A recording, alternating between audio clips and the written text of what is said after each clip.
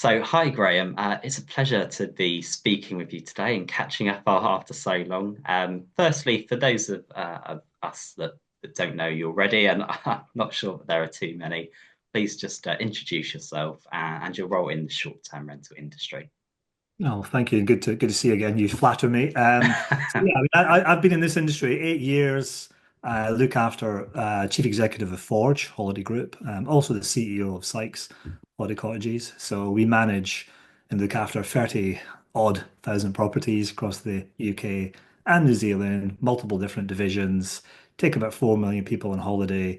And generally, I like to think of us as sort of one of the more progressive thought leaders in the industry.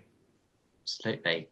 Um, so we're obviously here to talk about your news that broke yesterday that you've stepped into the role as STAA chair alongside your work with Sykes and Forge Holiday Group.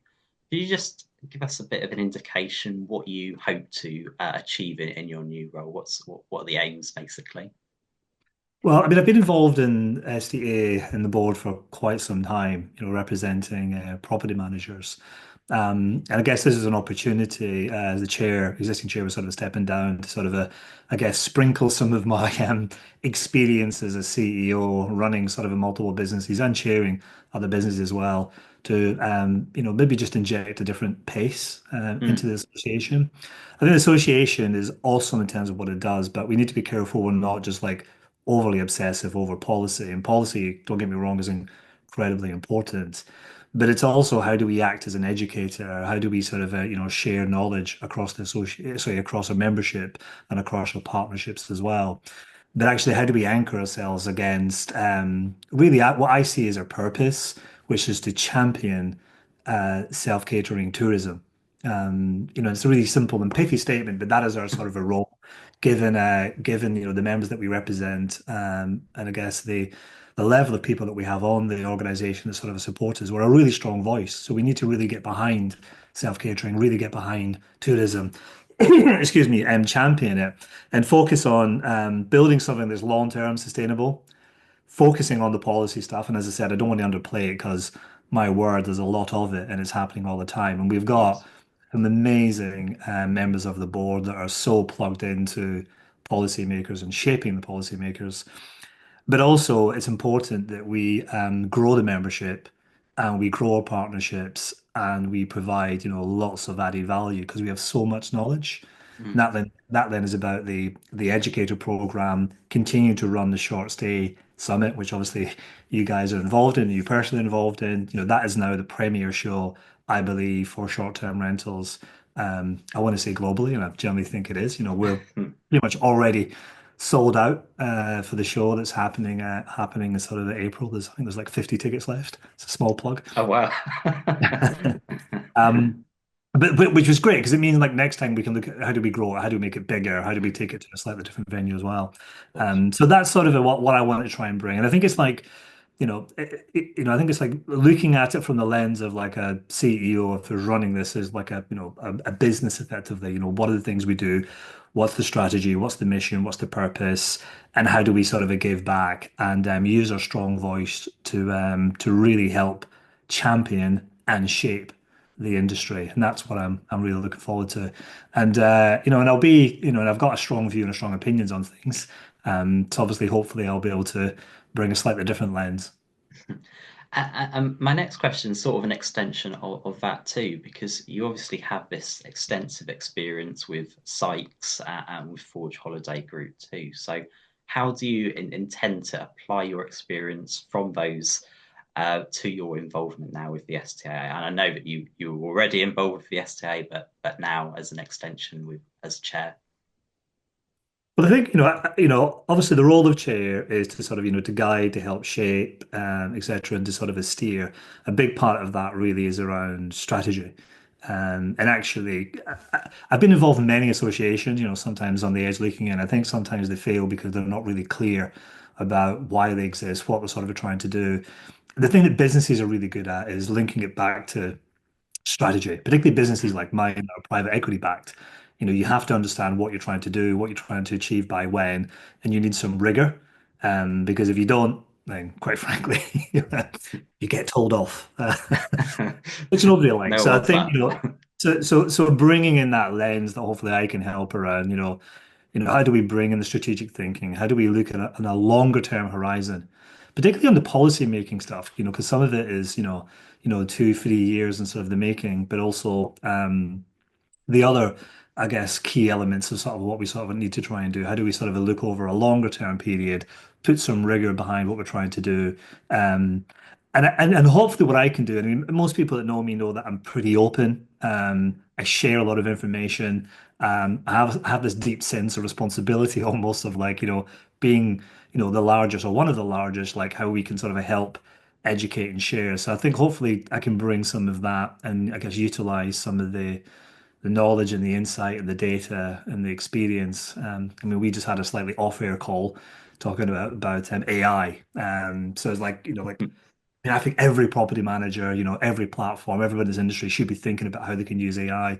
How do we use the association to help educate and bring some people into the fold to sort of help members understand how it can give them a competitive advantage. Mm. So all of the above.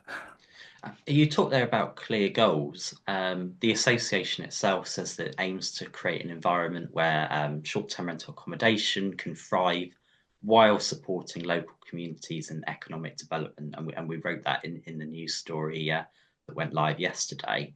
What do you Yeah. specifically see as the greatest challenges for the short-term rental segment, particularly in the UK right now?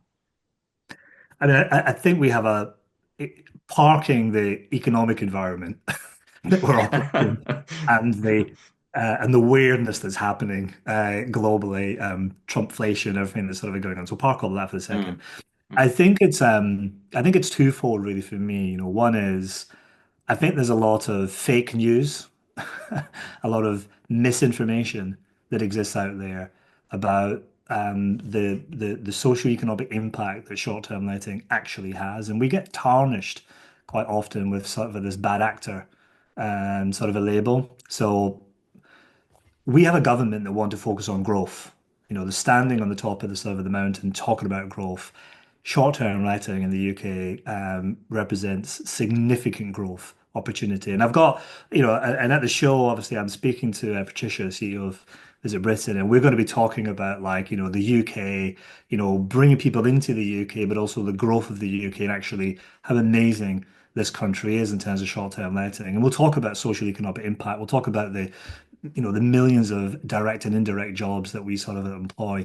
So point one probably is education and re-education. You know, all we hear about is like you're taking away homes.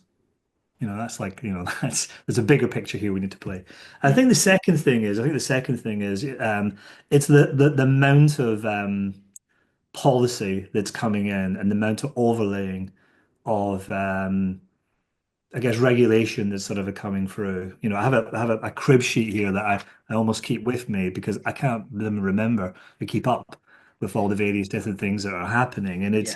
And it's I wouldn't mind so much if it was sort of a one thing, big things like, the light touch registration, that's one thing. But it's not one thing. It's like 20 things, and Mm, it's just layering and layering and layering. And I think we need to help policymakers and help government, in particular, sort of understand that there does become a tipping point where this just becomes not viable um, in sort of the UK, and we also know what's happening across Europe and elsewhere, where you talk about growth.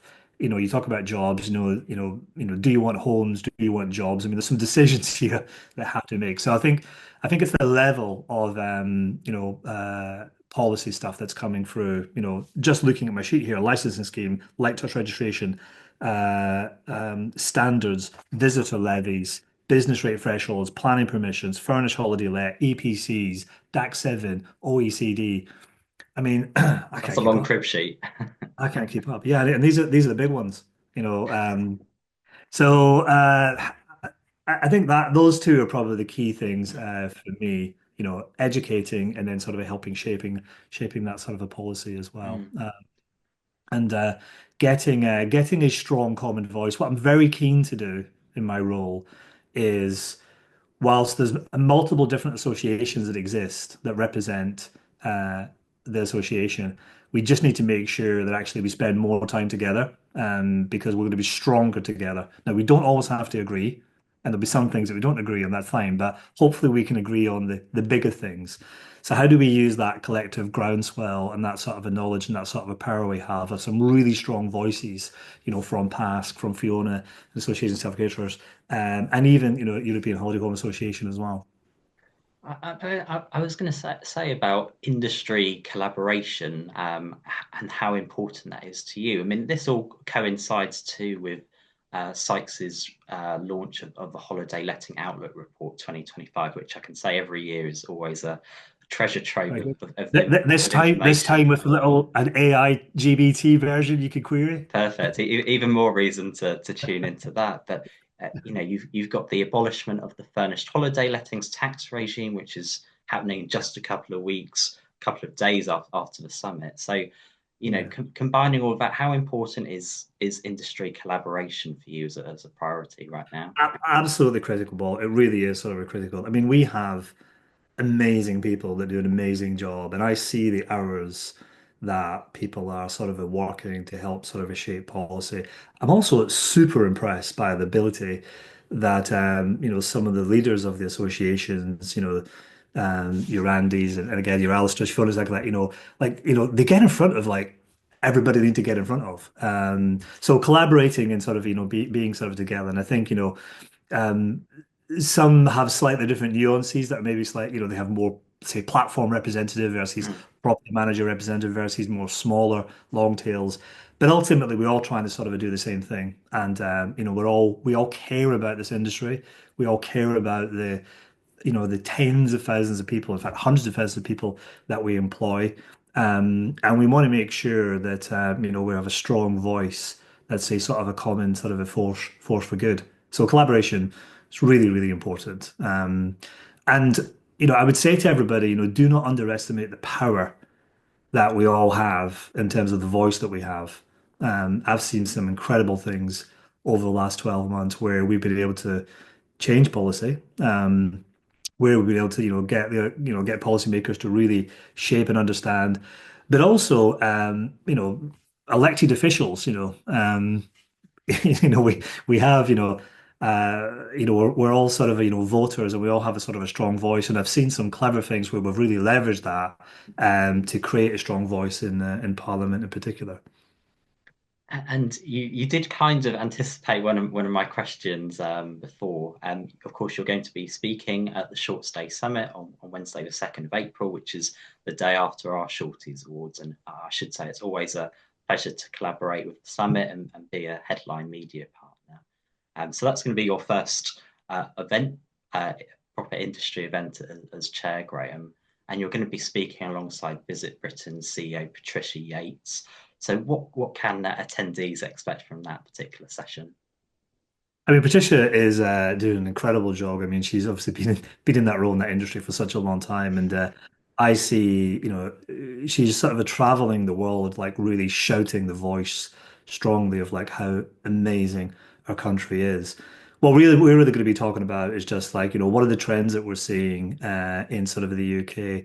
Um, some of the activity that Visit Britain has been doing in terms of promoting more recent sort of campaigns that they've done, which if anybody's seen it, is just like totally amazing. I can hopefully share some data. I'm sure Patricia will in terms of what we're now seeing in terms of inbound into this sort of a country. But also, it's not about London just. And sometimes, people get, it's all about London and tourists sort Yeah. of coming in. It is not. Trust me. It's like, how do we look at the whole country, as a whole and, talk about, all the amazing things that are happening, and how really you can lean into the experiences that exist within this sort of a country that actually you can talk about them, promote them, and educate them as well. So there'll be lots of things that we sort of talk about. I won't give away sort of a too at the moment. That's probably just enough of a taster anyway of Yeah, I what mean you're these going to these be. these things go really quickly, and 30 minutes, 45 minutes, gone in a heartbeat. But yeah, I'm really looking forward to it, and I'm a huge fan of what Visit Britain do. And I share data as people know, like you quite often on a Friday, and I can see what's Yeah. happening. And actually, tip it for everybody. Run international sort of a campaigns if you can, because actually, there's a huge volume coming into this country. You need to tap into it. And finally, Graham, why should short-term rental industry professionals be attending the Short Stay Summit on the 2nd of April and also join the STAA? I mean, the summit is the premier summit. I mean, the content just gets better and better and better. The quality of speakers. I mean, everybody is there. It's not just the speakers. It's just the networking events that sort of go on and all the fringe events. I mean, it's like a whole week of like, really interesting things that are going on. Really interesting events. And I'm so proud and again pleased to sort of see how people are really, sort of leaning into it. It's a bit like if you're in this industry and you want to know anything about it, you sort of got to go. It is not a huge amount of money, in terms of the value exchange that sort of happens. All the key partners are there. We've got some great sponsors there, some great sort of speakers. But I do think there's only a handful of tickets left. So if you haven't got your tickets,